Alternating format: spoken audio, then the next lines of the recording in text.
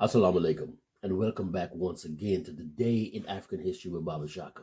I'm Baba Shaka, and today is actually August 4th, 2021, but it was exactly 25 years ago that the Nigerian Super Eagles won gold at the 1996 Olympic Games in Atlanta, Georgia, and changed the world of African soccer, or football. Right?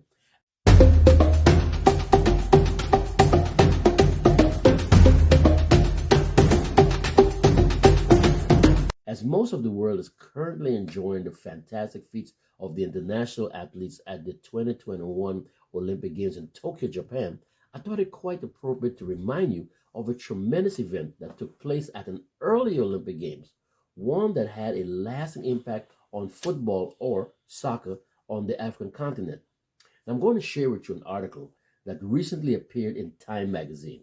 The article is entitled 25 Years Ago, Nigeria's Super Eagles Won Olympic Gold and Changed the World of African Soccer. And it was written by Kovie Biakolo. Now I'm going to share this article with you because I don't think that I can relate the events that took place as well as Kovie Biakolo. So here goes. First, I remind you that the event actually took place on August 3rd, 1996, even though today is August 4th, 2021. It's sort of like one day behind, but you get what I'm saying, right? So here goes.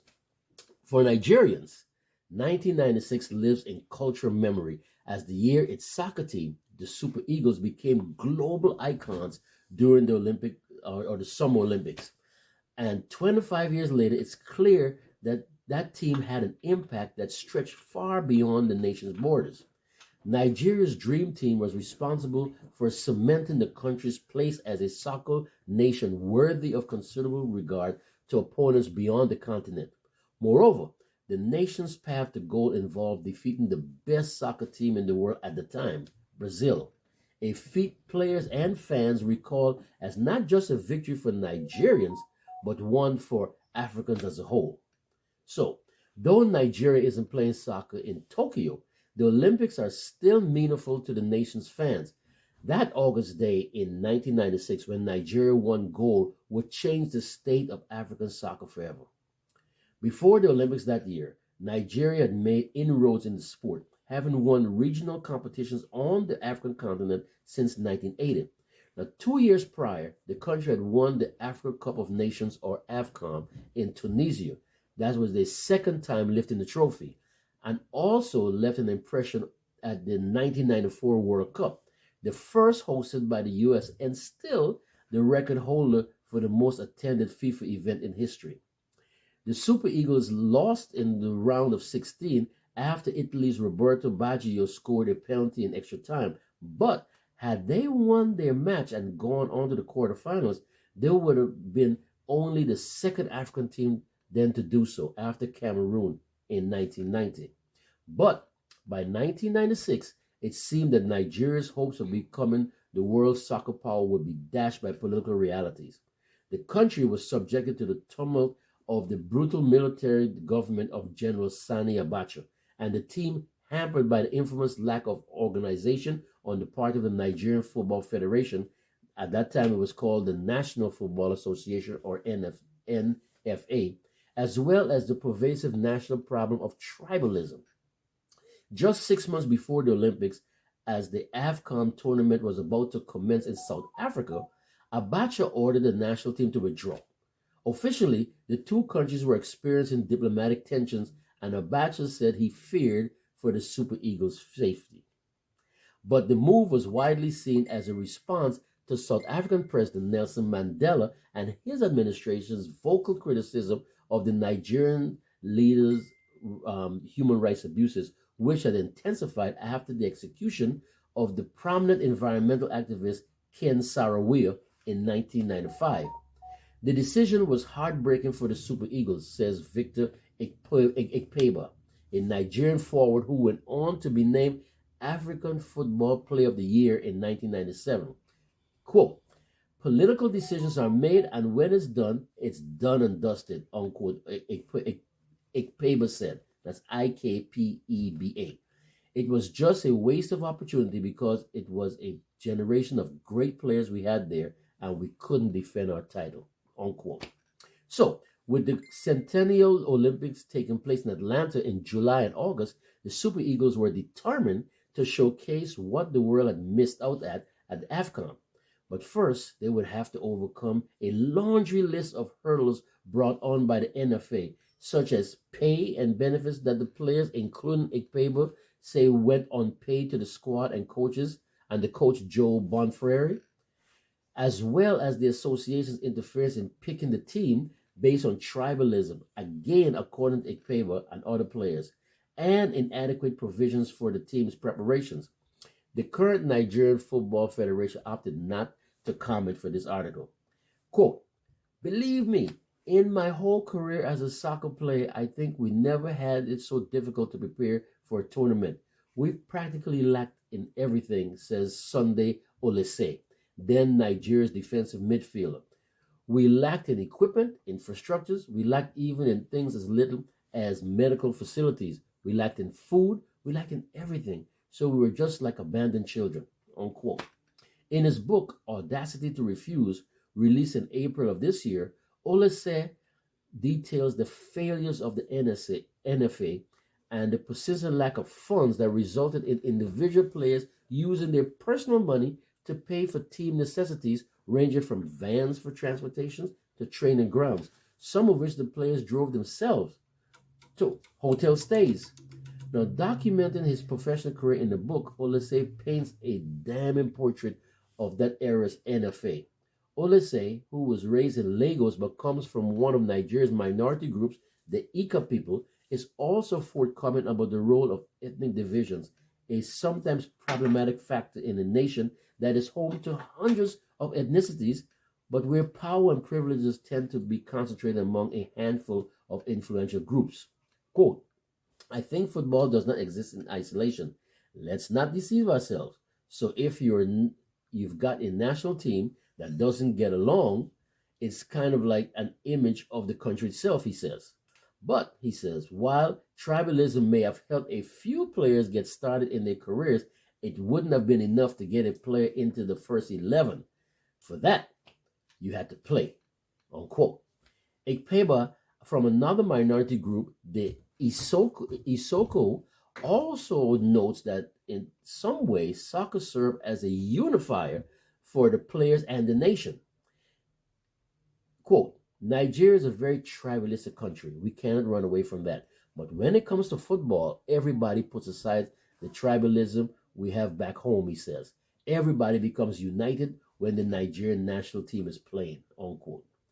Given what the team had been through in the lead up to the Olympics, it's perhaps not surprising that the players arrived at the Olympics in 1996 with modest hopes, even after winning their first game in the group stages, beating Hungary 1-0.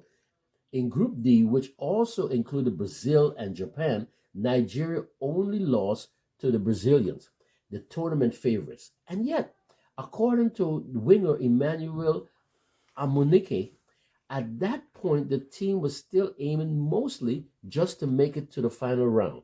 Quote, there was a confidence in the team that we do the needful.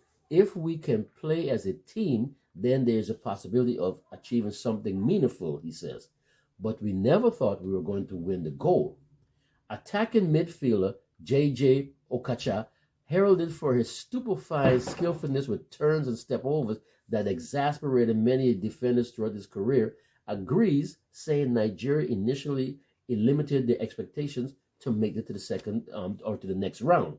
Quote, you always set targets and stages. Our primary target then was to come out of our group, and especially when we lost to Brazil, we knew that we had to do more, he says, unquote. And they did. After qualifying from their group along with Brazil, the Super Eagles overcame Mexico in the quarterfinals 2-0 and then found themselves in the semifinals once again facing Brazil. Now, many people imagine Brazil would easily defeat Nigeria, but according to Okacha, each win for the Super Eagles had inspired more confidence in the team. Quote, typical of a Nigerian team, we always grow as the tournament goes on because we blend more. We have more to work on. By the time we got to the semifinals, we already were a better team, mentally as well, he says. The team's mental boost might have also been augmented by the support they received from fans. The Nigerian community in the U.S. rallied around them, and it didn't stop there. Ekpeba remembers feeling a sense of camaraderie from Black Americans in particular, though he notes that white fans made the team feel welcome too. But, quote, Black Americans took us as one of them, he says. I can tell you they were very supportive of us, unquote. On the day of the match, Brazil began performing how all the pundits said they would. Within the very first minute, they scored a goal, which was followed up by two more before the end of the first half. By the intermission, the score was 3-1 in Brazil's favor. In fact, Nigeria first got on the score sheet courtesy of an own goal by Brazilian defender Roberto Carlos. So Roberto Carlos scored against his own team, and that's when Nigeria got their first goal. For the second half, the game changed, especially after Brazilian player Ronaldo was substituted.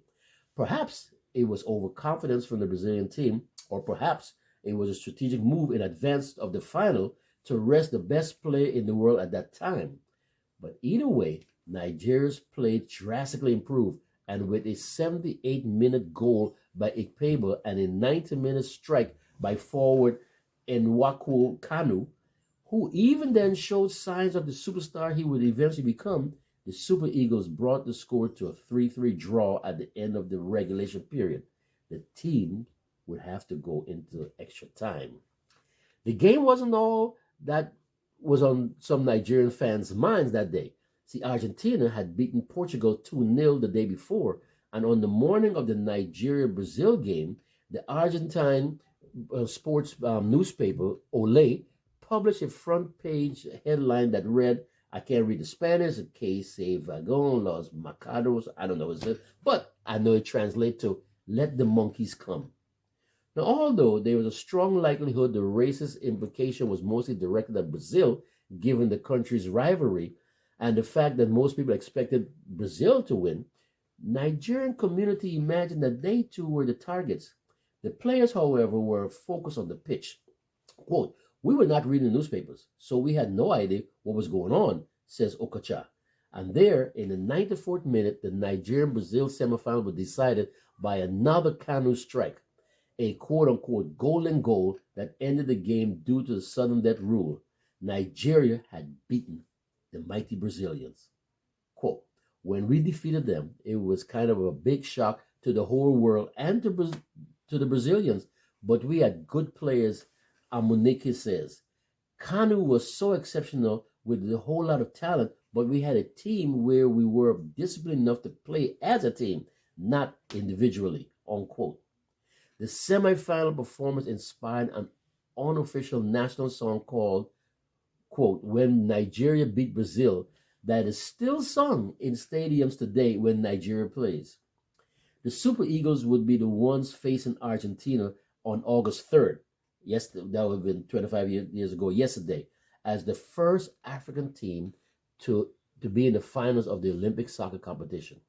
As the match against Brazil, Nigeria started slow against the Argentines, the latter scoring a goal in the first few minutes, courtesy of forward Claudio Lopez. But by the end of the first half, the score was 1-1, thanks to a header by defender Celestine Babayaro, never shy when he went on the attack. A high-spirited game throughout. The second half was electrifying. Nigerian defender Taribo West, always recognizable by his ostentatious hairdo, conceded a penalty to the Argentines 5 minutes into the second half, allowing them to take the lead 2-1. Now, coming in for Ekpeba in the 72nd minute, forward Daniel the Bull Amokachi would get the equalizer for Nigeria within 2 minutes of the substitution. The score was 2-2 with just 50 minutes left. One goal stood between second place and gold. Right? Then in the 89th minute, Nigerian midfielder Wilson Oruma took a free kick. The Argentine defense attempted to play the Nigerian attack offside, which could have stopped play in their favor, but Amunike struck the ball and won the match for the Super Eagles. Nigeria, against all odds, was the Olympic gold medalist in soccer. Quote, We had done the best when nobody even expected us. Had it been we lost in the final, well, we would just be one of those teams where people say, it's okay, you guys tried, get into the final, right? And Monica says, but, winning the medal pulls a lot of attention and brings a lot of surprises. And then people began to pay attention to Nigerian football and to football on the African continent. I'm happy that I was part of that history, unquote. For Ikpeba, coming first in a tournament in which an African team had beaten two of the presumed best teams playing, the win was a signal to the rest of the world to be more attentive to teams coming from the continent. Although Nigeria itself has not gone on to win the Olympic gold again in men's soccer, Cameroon beat Spain to become gold medalists in the very next Olympics in Sydney. And a new generation was inspired by those victories and the players' star power, fostering a wave of soccer talent throughout Africa. Quote, I think the South Americans and the Europeans had never respected African football. They felt we are progressive, but not good enough to compete against them. And that's a lack of respect, Ikpeba says. I've been thinking about this for 25 years, that fighting spirit we had, not giving up. It's amazing, unquote. 25 years later, the Super Eagles class of 96 is still considered among Nigeria's best teams, and Coach Boniface remained a beloved figure in the country. Having brought joy to the nation against the backdrop of a harrowing political environment and overcoming chaotic planning in the process, Nigeria's victory ultimately went beyond the nation's borders. Quote, it was not only a Nigerian success, it was an African success. It was a black race success in football, Ikpeba said. What we did 25 years ago, nobody gave us a chance. We did the impossible, unquote. Right. Now, that article was published 2 days ago, August 2nd, 2021 in Time Magazine. So you can go look it up and peruse it for yourself. Great. Now, a big shout out to our sponsor, G.A.J.Fashion LLC. Mrs. Juliana Gabeto Sole is taking calls and setting appointments just for you to experience her fantastic collection of men's and women's fashion. I will, inshallah, list her contact info down in the description section. Now, if you live in the DMV, that is Maryland, D.C., and Virginia areas, you can give her a call or stop by. Now, if you're outside of the DMV or outside the United States even, you can still call. I'm confident that shipping arrangements can be made to get these exquisite items to you. A mighty thank you to all of our subscribers who continue to support us. For those of you who have not yet subscribed, this is a great time to hit that subscribe button just below there and lend us your much needed support. To those of you who would like to become sponsors and contribute to this channel, you can do so through Cash App. We are currently in need of a new camera and some additional lighting. Right? And you can Cash App us at hashtag Zulu Contributions. That's hashtag Zulu Contributions. So, until tomorrow, inshallah, this is Baba Shaka with Today in African History. Masalam.